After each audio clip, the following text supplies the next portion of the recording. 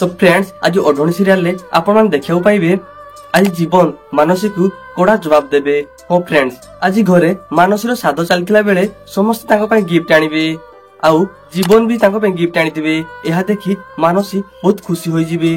तापर जीवन कहिबे मानसी तमे ते खुशी हो दरकार नाही कारण ए गिफ्ट तम पय नुहे ए गिफ्ट होची छोट पवन पय। या सुनी मानसी बहुत आश्चर्य होई जिबे। या पर सेटाकू भद्रा आसीबे आ गोटे गिफ्ट आनिथिबे तापर डाकिबे मानसी।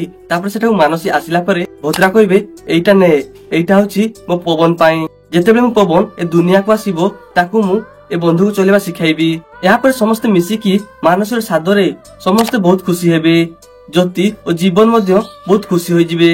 या पर मानसी मने मने बहुत खुशी होई जिबे आ कहिबे ए पिला पय आज मु बंची गली नहले तो मु आज घरे न थांती। फ्रेंड्स आपण मान कोन लाउची कोन मानसीर सत्य समस्त सामना को आसीबो कि हो कि नाही हम कमेंट करी निश्चय कहंतु। एवं वीडियो भल लागिथिले वीडियो को लाइक कर देंतु और चैनल को सब्सक्राइब करन।